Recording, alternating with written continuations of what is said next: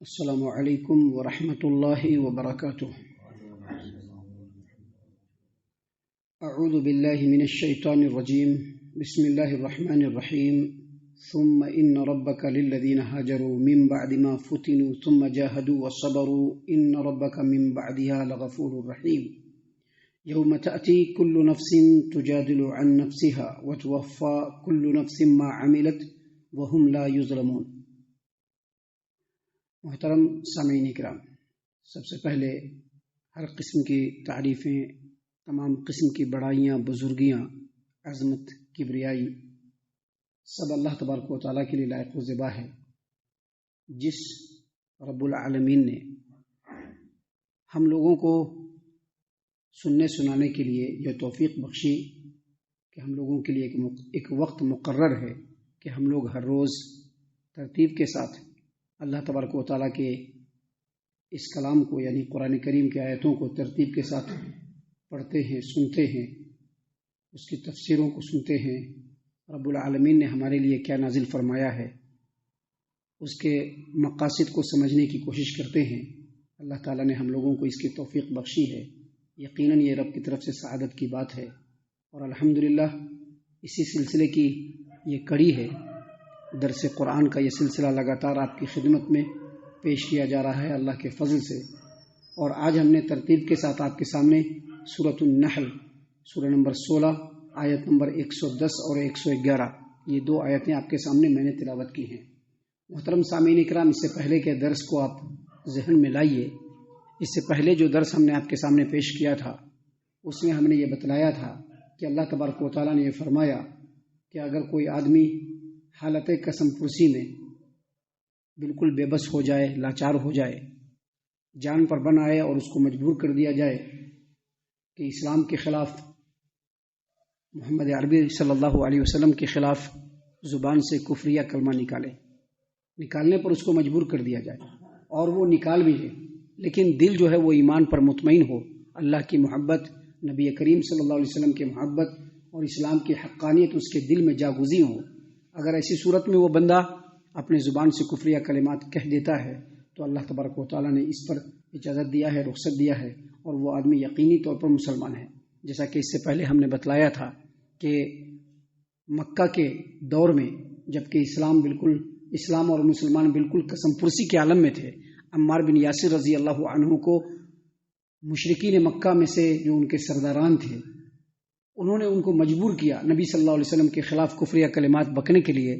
تو انہوں نے بول دیا زبان سے، اور نبی کریم صلی اللہ علیہ وسلم کے سامنے آ کر کے جب یہ بات کا ذکر کیا تو نبی کریم صلی اللہ علیہ وسلم نے کہا کہ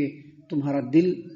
کیسا ہے، تمہاری دل کی کیفیت کیسی ہے؟ تو انہوں نے کہا کہ دل ایمان پر مطمئن ہے۔ تو نبی کریم صلی اللہ علیہ وسلم نے اس کی اجازت دے دی کہ اگر آگے بھی اس طرح کی حالات پیش آئے تو تم اس طرح کے کلمات کہہ دیا کرو۔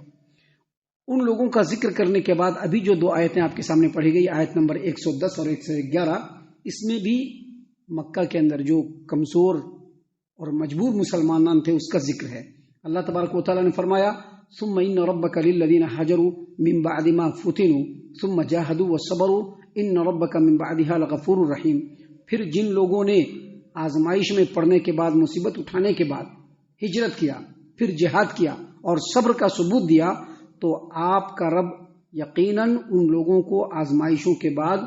انہیں معاف کرنے والا اور رحم کرنے والا ہے۔ ان ربک من بعدها لغفور رحیم، بے شک آپ کا رب اس کے بعد البتہ گناہوں کو بخشنے والا اور رحم کرنے والا ہے۔ یہاں پر یہ سمجھ لیجئے کہ جب مسلمان مکہ کے اندر بالکل کمزوری کے عالم میں تھے، قبول اسلام کی وجہ سے مکہ والوں نے ان کا جینا حرام کر رکھا تھا، ہر طرح کی ظلم و ستم اور آزمائشوں سے ان لوگوں کو گزرنا پڑ رہا تھا، ایسے وقت میں اللہ تبارک و تعالیٰ نے ان کو ہجرت کا حکم دے دیا کہ آپ لوگ اپنے اس وطن کو چھوڑیے اور ہجرت کر کے جائیے۔ تو ان لوگوں نے اپنے پیارے وطن کو، اپنے رشتے ناتوں کو، حتیٰ کہ اپنے مال و جائیداد کو چھوڑ کر کے، جن لوگوں کو حبشہ جانا تھا وہ لوگ حبشہ چلے گئے، جن لوگوں کو مدینہ جانا تھا وہ لوگ مدینہ چلے گئے۔ پھر وہاں پہنچنے کے بعد جب اللہ تبارک و تعالیٰ نے اسلام کی خاطر ان لوگوں کو موقع دیا تو وہ لوگ نیک اعمال بھی انجام دیے، اور جب جہاد کا موقع آیا تو ان لوگوں نے بالکل جان و مال کی بازی لگا کر کے اللہ کے راستے میں جہاد بھی کیا۔ اللہ تبارک و تعالیٰ نے کہا کہ یہ وہ مہاجرین ہے جن کو ان کے نیک اعمال کی وجہ سے، ان کی ہجرت کی وجہ سے، اسلام کو سربلند کرنے کی وجہ سے، ان ربک من بعدها لغفور الرحیم، بے شک اللہ تبارک و تعالیٰ کی رحمت اور مغفرت ان لوگوں کے لیے ہے۔ اس سے یہ پتہ چلتا ہے، اس آیت کریمہ سے جو بات پتہ چلتی ہے وہ یہ کہ اگر رب کی رحمت چاہیے اور اگر رب کی مغفرت چاہیے تو ایمان بھی لانا پڑے گا اور عمدہ اعمال بھی پیش کرنے پڑیں گے۔ وداؤٹ عمدہ اعمال کے اگر ہم چاہیں کہ اللہ تبارک و تعالیٰ کی رحمت اور اللہ تبارک و تعالیٰ کی مغفرت ہمارے اوپر نازل ہو جائے یا اللہ کی رحمت اور مغفرت کے ہم حقدار بن جائے، ایسا نہیں ہو سکتا ہے۔ دیکھیے یہاں پر اللہ تبارک و تعالیٰ نے مہاجرین کا ذکر کیا، مہاجرین کا ذکر کیا کہ وہ لوگ آزمائش میں پڑے، فتنوں میں پڑے، مصیبتوں کو اٹھایا، اس کے بعد اللہ تبارک و تعالیٰ نے ان لوگوں کو موقع دیا، ان لوگوں نے ہجرت کیا، ہجرت کرنے کے بعد جس مقام پر پہنچے وہاں پر عمدہ عمل کا بھی مظاہرہ کیا اور مضبوط ایمان کا بھی مظاہرہ کیا، تو اللہ تبارک و تعالیٰ نے کہا ثم ان ربک من بعدها لغفور الرحیم، تو پھر اس کے بعد آپ کا رب البتہ گناہوں کو بخشنے والا اور رحم کرنے والا ہے۔ تو اگر رب کی رحمت چاہیے، رب کی مغفرت چاہیے تو ایمان کو مضبوط کرنا پڑے گا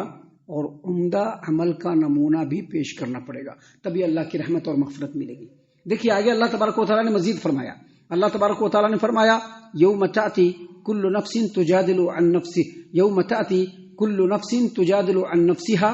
وتوفى کل نفس ما عملت وهم لا یظلمون۔ اللہ نے فرمایا جس دن ہر آدمی اپنے بارے میں ہی جھگڑا کرتا ہوا آئے گا، جس دن ہر آدمی اپنے بارے میں ہی جھگڑا کرتا ہوا آئے گا اور ہر ایک کو ان کے اعمال کا پورا بدلہ دیا جائے گا اور ان پر ظلم نہیں کیا جائے گا۔ ترجمہ سے سمجھ میں بات آ گئی کہ یہ بات کب کی ہو رہی ہے؟ قیامت کے دن کی۔ ہر آدمی اپنے بارے میں ہی جھگڑا کرتا آئے گا۔ کیا مطلب؟ کوئی کسی کے سپورٹ میں کھڑا نہیں ہوگا، کوئی کسی کے سپورٹ میں کھڑا نہیں ہوگا، نہ بھائی بھائی کے سپورٹ میں کھڑا ہوگا، نہ باپ باپ کے سپورٹ میں کھڑا ہوگا، نہ بیوی شوہر کے سپورٹ میں کھڑی ہوگی، نہ شوہر بیوی کے سپورٹ میں کھڑا ہوگا، نہ کوئی اپنے اولاد کے سپورٹ میں کھڑا ہوگا، نہ اولاد اپنے باپ کے سپورٹ میں کھڑا ہوگا، کوئی کسی کے سپورٹ میں کھڑا نہیں ہوگا۔